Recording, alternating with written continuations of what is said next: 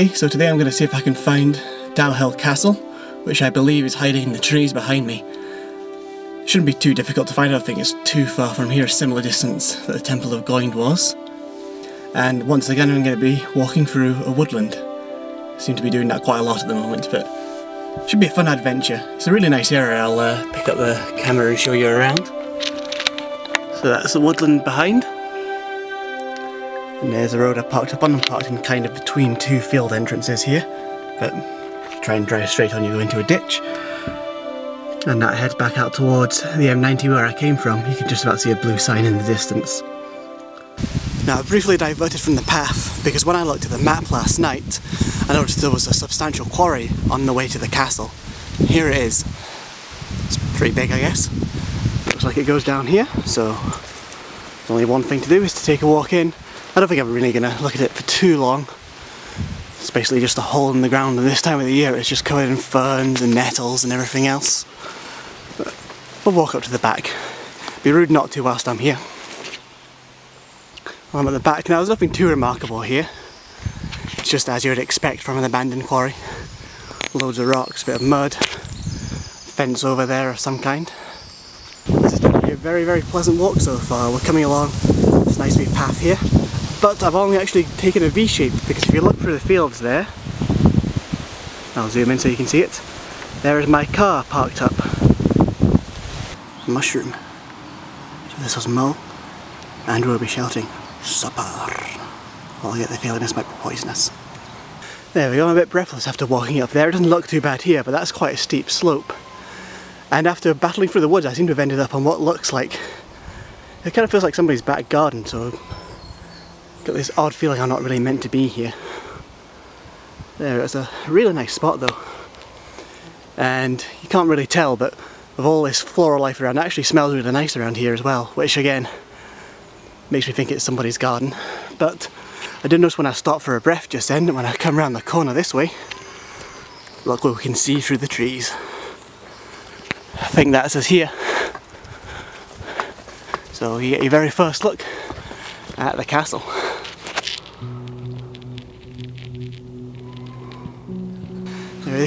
This appears to be a piece of it. But then look at the location it's in. It's brilliant. You know, you can actually get inside, which is why I thought this would be a good place. There's somebody out there feeding sheep or tending to them by the looks of things, so keep it quite quiet in here, but I'll give you as much of a tour as I can.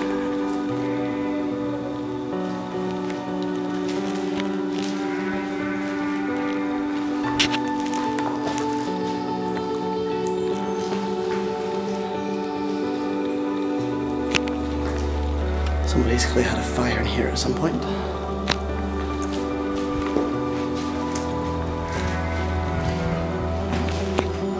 And there's more in it as well if we come through here.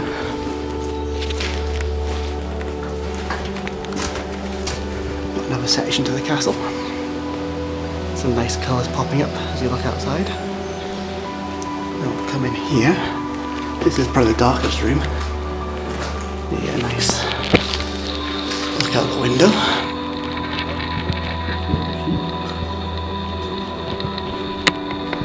And there's some steps as well.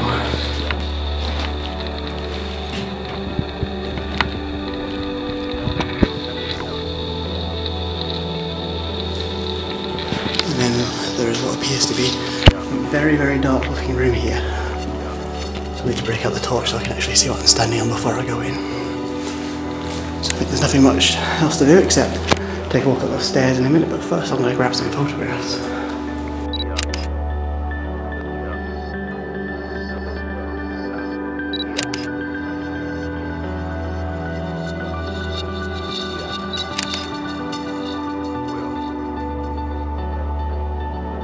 So now that I have got the torch out and I've been looking here, you can see somebody's been sleeping in here by the looks of things. Hot chocolate or something there. Yeah, don't think they've been sleeping here for a while, but definitely evidence that something like that has been happening. Might just want to go. Yeah, you gotta be careful in this kind of place because you don't know condition anything's going to be in. And you do get up to the top. Another window.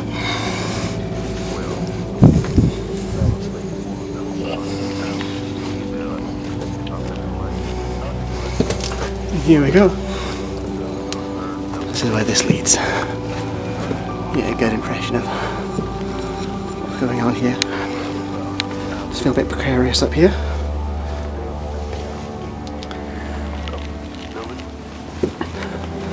Not going to climb too much higher, and I'm not even going to stand on the top because I don't know what's underneath all this foliage. It could go horribly wrong. So I think the safest move will be to retreat. This is what these abandoned castles are all about.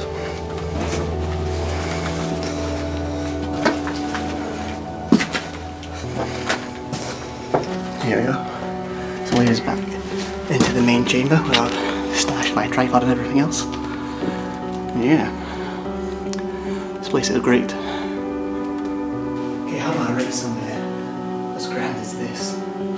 It's very rare you find a castle like this that has such an appreciable wealth of things to look at. Most of the time you just find some walls, that's about it. But this place has a fully fledged first floor with a series of staircases that go in various directions, a couple of different rooms. So it definitely deserves a thumbs up. I'm trying to find my way to the other side of the castle to see if I can get any shots of it as a whole. And I've ended up clambering up this thing, which is going to lead me to the top, which is not necessarily where I want to be. And if you look down there, it's just a sea of nettles. So I wonder, I'm going to have to try and explore this a bit to see if there's another way through, so I can get around to the front and get some photographs of it for you. I'm on the top of it now. But I'm not going to go any further because, like I said in a previous shot, there's just no way of telling what's underneath all this foliage. Zoom in, that's the wee separate bit. And then through there, some kind of town. There we go. That is the path I had to break down myself to get through that horrible, they're about waist high, sometimes higher, patches of nettles that seems to be surrounding the castle at the moment. Maybe this is ideally a winter job. But I've come now and I've enjoyed my time here.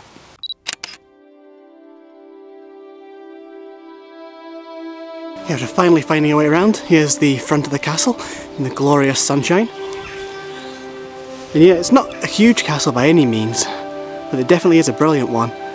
Look at its setting. It's a brilliant spot to be. I'm going to leave now anyway. I think I've seen everything I need to see. I can hear voices behind me, so... An excellent find if you happen to be in the area. I rate this place very, very highly. I didn't quite know what I was going to find when I got to the top there, but the castle is amazing when you're inside. There's a lot to see in there, there's a lot to have a look at.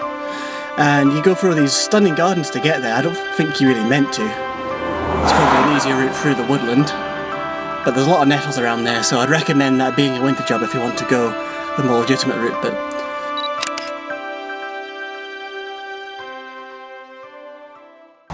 I've stopped in Glenrothes of all places. Well, Leslie to be exact. And there's a very good reason for this. Because there's something quite interesting when we get over this bridge. And it happens to be another bridge. Check that out. That is the Leslie Viaduct. 14 arches in length, 214 yards long. And the line, believe it or not, ended pretty much as soon as you get to the other side. Now there appears to be cattle in the field today, so I'm not going to go any closer. I'll zoom in, let you have a look at the structure. Now in January I covered this place in full photographic detail, so you can see all those photographs on my Flickr page, and if you look up the Leslie Viaduct page on Forgotten Relics.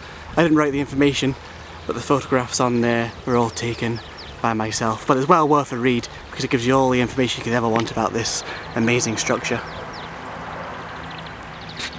That cow is looking very standoffish in the distance there, look at him. So like I say, I'm not going to hang around too much longer. Now here's where the road passes underneath, and once we turn the corner here we should get a good view of the viaduct soaring across the valley. There we go.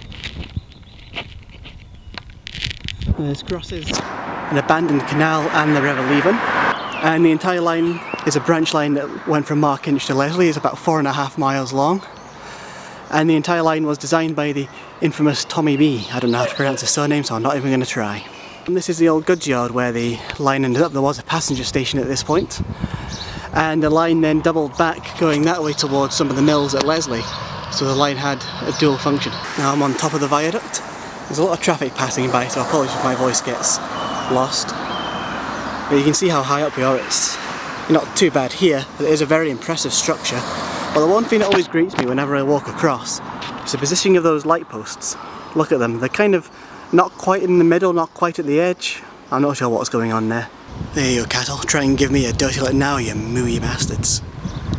Fuck you. All the way down there. Check out the view from the top. Really puts into perspective how high up this place is.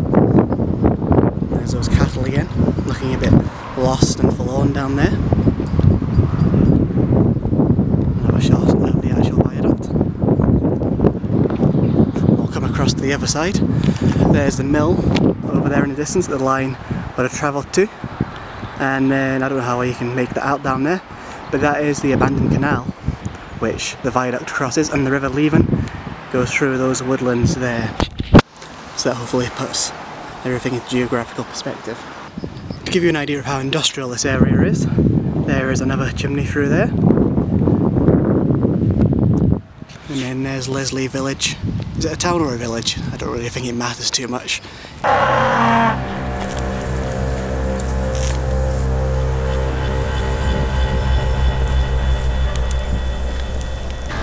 That cow's clearly come back for more.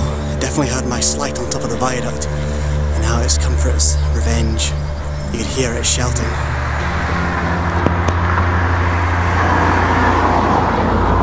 It's trying to stare me down. Well, looking at the size of it, I'm going to lose this battle, so I best retreat. It's actually quite disconcerting. The cow has followed me as far as it can, and it is now standing at the gate and shouting every 2 seconds.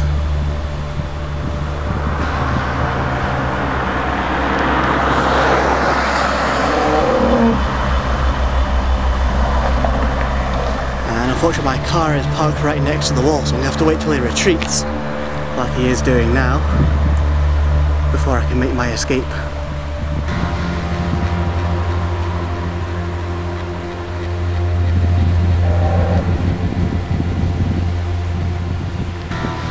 Because I've driven away from the Leslie Viaduct, but I never gave it a rating, because genuinely that cow was kind of scaring me. It was following me along, mooing very loudly and angrily in my direction, and it clearly, if I was in that field, would have gone for me. So I had to make my escape. So the Leslie Viaduct, what a stunning viaduct that is, gracefully curves along, and nobody really knows it's there despite the fact it is so dominating on the landscape. So I definitely gives it a thumbs up.